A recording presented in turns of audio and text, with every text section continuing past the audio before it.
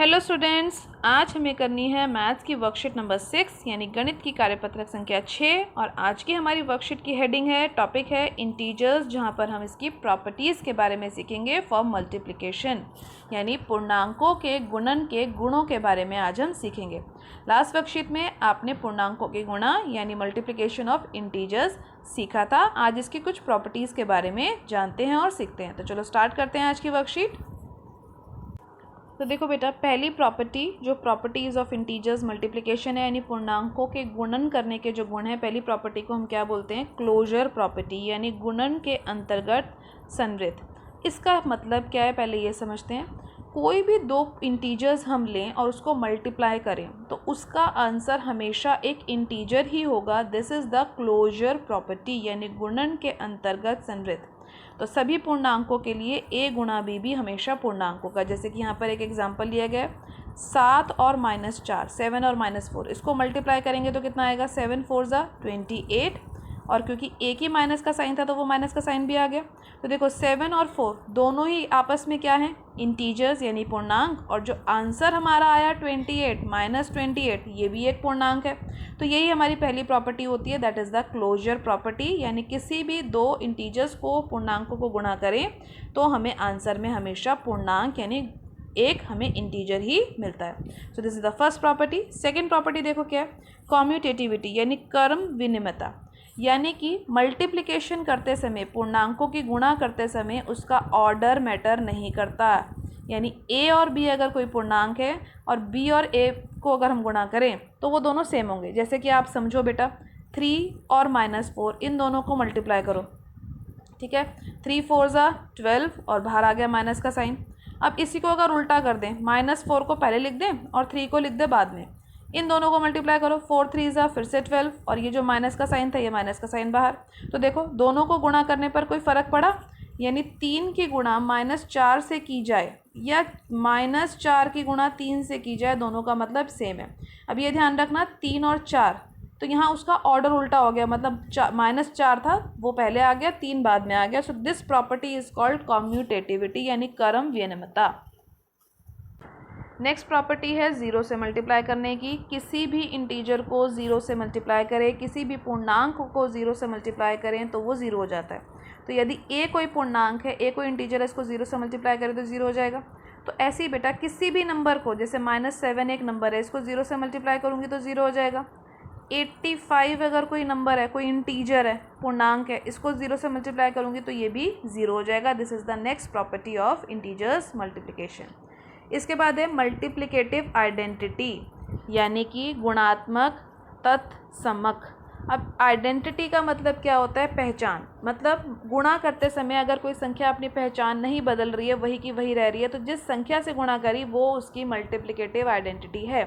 जैसे कि आपको पता है कौन से नंबर से मल्टीप्लाई करने पे वो नंबर खुद वापस आ जाता है? 1 से। तो 1 हमारी क्या होती है? मल्टीप्लिकेटिव आइडेंटिटी यानी गुणात्मक तत्समक। अब किसी भी नंबर को, जैसे -7 एक नंबर है, इसको 1 से मल्टीप्लाई करती हूँ तो क्या आ जाएगा? सिर्फ -7 बचेगा।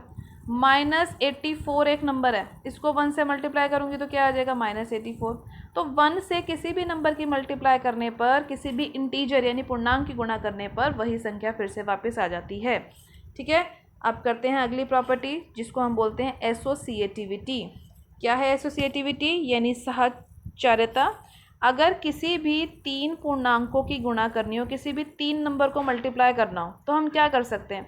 पीछे वाले 2 नंबर को पहले मल्टीप्लाई कर लें और फिर उसका आंसर को पहले वाले से मल्टीप्लाई करा दें, या फिर आगे वाले 2 नंबर को पहले मल्टीप्लाई कर लें और फिर उसको पीछे वाले से करवा दें। जैसे कि देखो 5 2 और 3 को मल्टीप्लाई करवाना है तो कुछ बच्चे क्या कर सकते हैं? इन दोनों को पहले मल्टीप्लाई करा लेंगे, 2 और 3 को।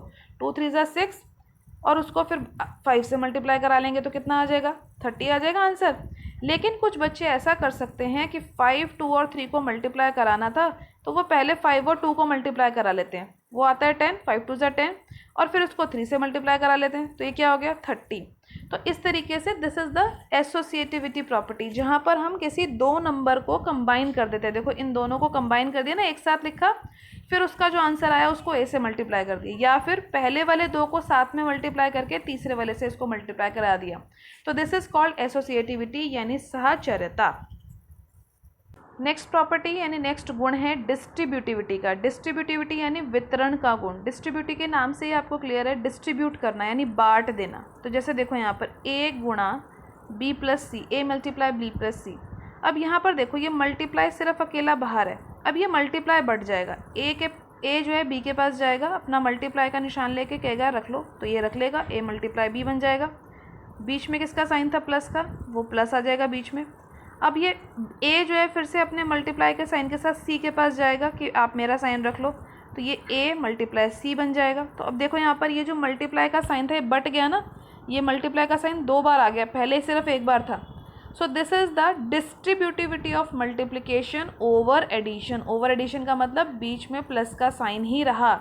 तो वितरण का गुण यानी यहाँ पर मल्टीप्लाई का साइन वितरित हो गया। तो इसी को यहाँ पर ध्यान से समझो। देखो 5 यहाँ पर 3 से मल्टीप्लाई हुआ, पहले 5 3 जा, फिर प्लस का साइन आया बीच में, ये रहा प्लस का साइन, फिर 5 2 के पास गया मल्टीप्लाई होने के लिए। एग्जांपल में यहाँ पे देखो 5 × 2, तो 5 3 जा पहले 15 हुआ, फिर प्लस 5 2 जा 10, अब 10 और 15 को ऐड किया तो कितना आ गया 25। सो दिस इज़ द हमारी टोटल कितनी प्रॉपर्टीज़ होगी 1 2 3 4 5 6। This is the total 6 properties of multiplication of integers. तो देखो बेटा इसके बाद हमें क्वेश्चन दे रखा है लेट्स कंप्लीट द टेबल, यानी इस टेबल को कंप्लीट करके हमें देना है। ठीक है, तो चलो स्टार्ट करते हैं इसको। पहला क्वेश्चन क्या है यहाँ पर, -15 मल्टीप्लाई 17। आंसर आपको पहले से लिखा हुआ यहाँ पर मिला है -225। आपसे बोला जा रहा है अगर ये दोनों इंटीजर्स हैं तो -225 इज एन डैश, तो यानी -15 अगर 17 पूर्णांक है तो ऑब्वियसली बेटा ये वाला नंबर जो हमारा आया -255, ये भी तो एक पूर्णांक है, ये भी तो एक इंटीजर है। अभी हमने पढ़ा था ना किसी भी दो इंटीजर को मल्टीप्लाई करने पर इंटीजर ही मिलता है। और इस प्रॉपर्टी का नाम हमने क्या पढ़ा था, क्लोजर प्रॉपर्टी। तो यहाँ पर तीसरे वाले कॉलम में हमें इसकी प्रॉपर्टी भी बतानी है। तो यहाँ पर हम लिख देते हैं कि ये इसकी कौन सी प्रॉपर्टी है, क्लोजर प्रॉपर्टी। और हिंदी में हमने इसको क्या पढ़ा था, गुणन के अंतर्गत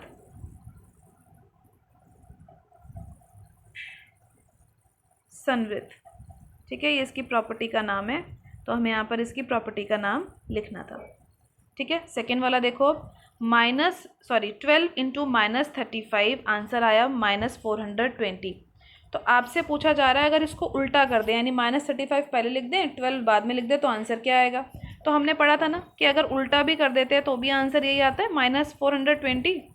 कौन सी प्रॉपर्टी थी ये, a multiply b is equal to b multiply a, यानी उल्टा कर देने पर भी वही रहता है। इंग्लिश में हम इसको क्या बोलते हैं, कॉम्यूटेटिविटी। और हिंदी में हम इसको क्या बोलेंगे, कॉम्यूटेटिविटी प्रॉपर्टी को क्रम विनिमयता। तो हिंदी में यहाँ लिख देते हैं हम कौन सा नियम है, कौन सी प्रॉपर्टी है, ये क्रम विनिमयता।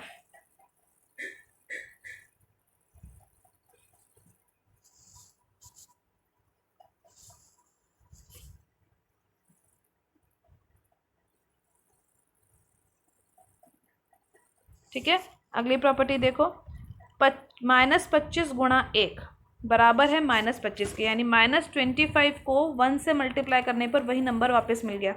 तो अब बताओ 1 से अगर 17 को मल्टीप्लाई करेंगे तो कौन सा नंबर वापस मिलेगा, 17 ही मिलेगा, क्योंकि 1 से तो किसी भी नंबर को मल्टीप्लाई करें वही नंबर वापस मिलता है। और इस प्रॉपर्टी को हम क्या बोलते हैं, मल्टीप्लिकेटिव आइडेंटिटी, क्योंकि इसने जो पहचान है वो नहीं बदली नंबर की, तो इसीलिए हम इसको बोलते हैं मल्टीप्लिकेटिव आइडेंटिटी। और हिंदी में हम इसको क्या बोलते हैं, जल्दी से लिखेंगे, गुणात्मक तत्समक। अगली प्रॉपर्टी देखो बेटा, 0 मल्टीप्लाई 71। तो 0 से किसी भी नंबर को मल्टीप्लाई करें तो हमेशा 0, तो यानी 23 मल्टीप्लाई 0 भी क्या हो जाएगा 0। तो दोनों में हम 0 भर देते हैं। और प्रॉपर्टी हमारी का नाम क्या होगा, शून्य से गुणा, यानी मल्टीप्लिकेशन बाय 0। अगला क्वेश्चन देखो क्या है, 10 मल्टीप्लाई -3 ब्रैकेट में लिखा हुआ है और उसके बाद है गुणा 12 से मल्टीप्लिकेशन हो रही है। आंसर आपको पहले से लिखा हुआ मिला है -360।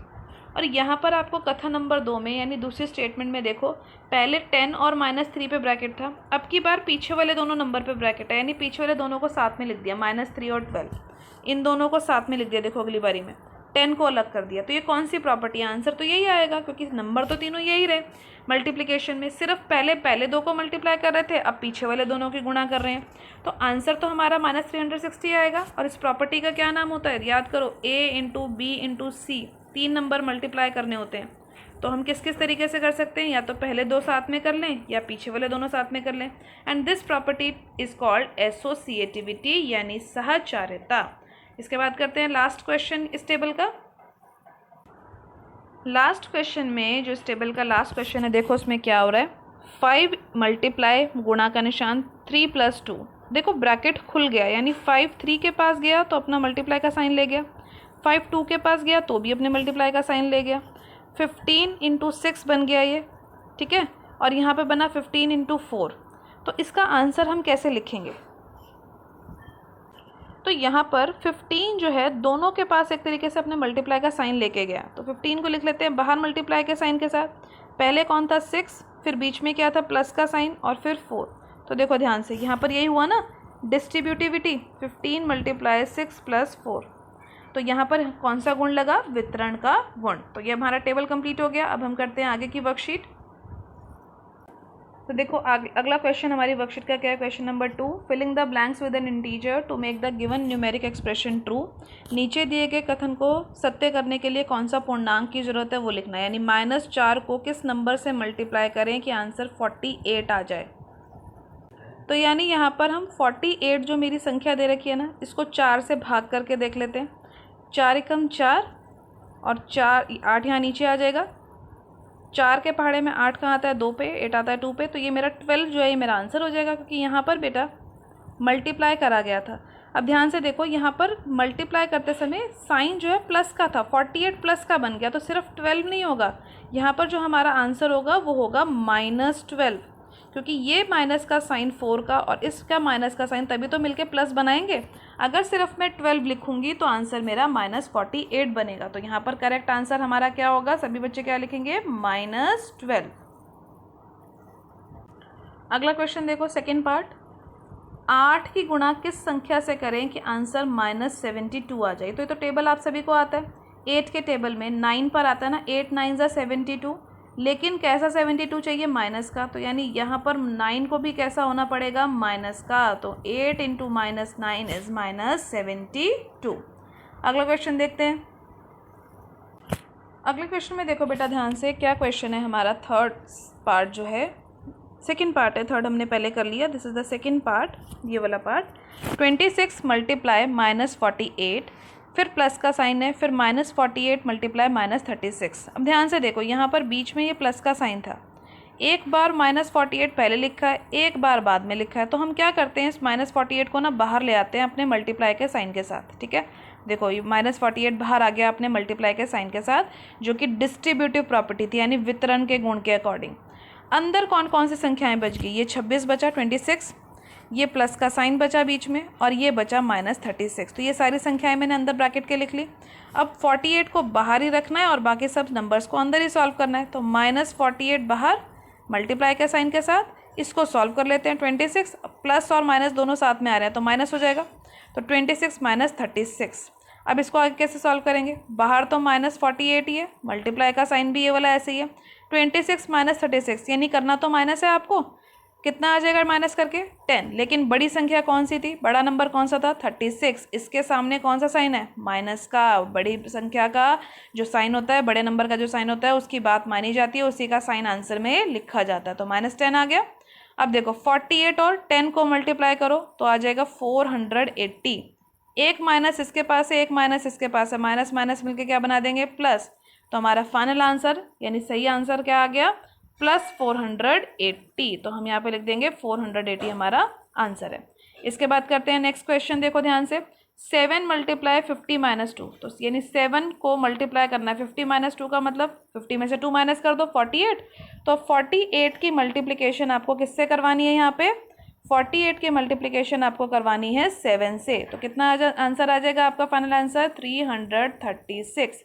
यानी आप यहाँ लिख दोगे 48 की मल्टीप्लिकेशन आपने 7 से करवाई तो आंसर आ गया 336। ये हो गया हमारा क्वेश्चन नंबर 2 पूरा। इसके बाद हम करते हैं क्वेश्चन नंबर 3, जो कि आज की वर्कशीट का लास्ट क्वेश्चन है। तो देखो बेटा, लास्ट क्वेश्चन में हमसे क्या बोला जा रहा है कि 10 प्रश्नों के एक टेस्ट में प्रत्येक सही उत्तर करने के 5 अंक दिए जाते हैं और प्रत्येक गलत उत्तर करने के -2 अंक दिए जाते हैं।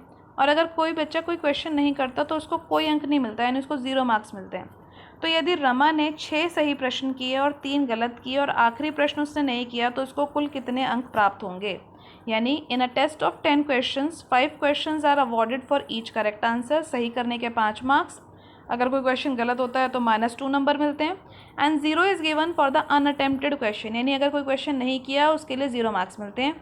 Rama has answered 6 question correctly. Rama ने 6 क्वेश्चन बिल्कुल सही जवाब दिए हैं। 3 क्वेश्चन उसने इनकरेक्ट यानी गलत कर दिए और 1 क्वेश्चन उसने अटैम्प्ट ही नहीं किया, करा ही नहीं।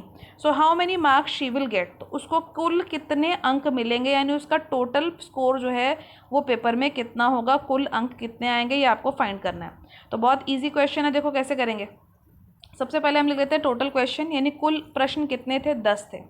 मार्क्स फॉर 1 करेक्ट आंसर, यानी एक सही उत्तर करने पर 5 नंबर मिलते हैं, हमने लिख लिया। रमा ने कुल कितने क्वेश्चन सही करे, उसने कुल 6 क्वेश्चन सही करे, तो हमने लिख दिया मार्क्स फॉर 6 करेक्ट आंसर।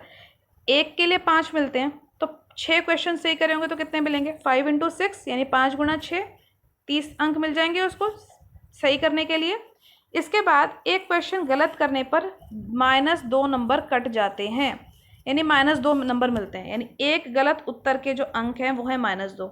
उसने कितने गलत क्वेश्चन करे थे, यहाँ पर बताया गया ना, रमा ने कितने गलत करे, 3 गलत करे, यानी 3 इनकरेक्ट क्वेश्चन थे। तो इसी को 3 से मल्टीप्लाई कर देंगे तो कितना आ गया, -6, क्योंकि 2 3 = 6 और एक साइन आ गया माइनस का, तो यहाँ मैंने लिख दिया ना -6।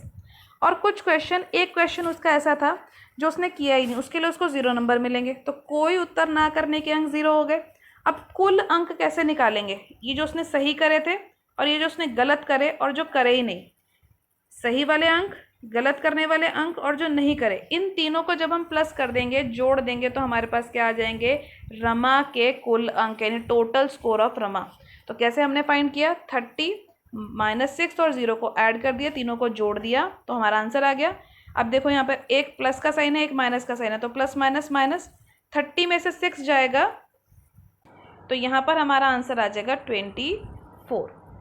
ठीक है, तो दोनों ही हमारे हिंदी मीडियम और इंग्लिश मीडियम दोनों में इस आंसर को करेक्ट कर लेना। हमारा आंसर कितना आ जाएगा, 24। 30 में से 6 माइनस किया तो 24। तो आज की वर्कशीट यहाँ फिनिश हुई बेटा। आज की वर्कशीट के सभी क्वेश्चंस की प्रैक्टिस कीजिए अपनी कॉपी में। एनसीईआरटी में इससे रिलेटेड जो भी और क्वेश्चन है उन सब की प्रैक्टिस भी आपने ज़रूर करनी है। आज की वर्कशीट की वीडियो अच्छी लगी हो तो अपने फ्रेंड्स के साथ लाइक और शेयर करना मत भूलिएगा। मेरे चैनल पर पहली बार आए हैं तो चैनल को सब्सक्राइब कर लीजिए ताकि आपको अगले आने वाली वीडियोज़ की नोटिफिकेशन टाइम से मिल सके। Thank you for watching.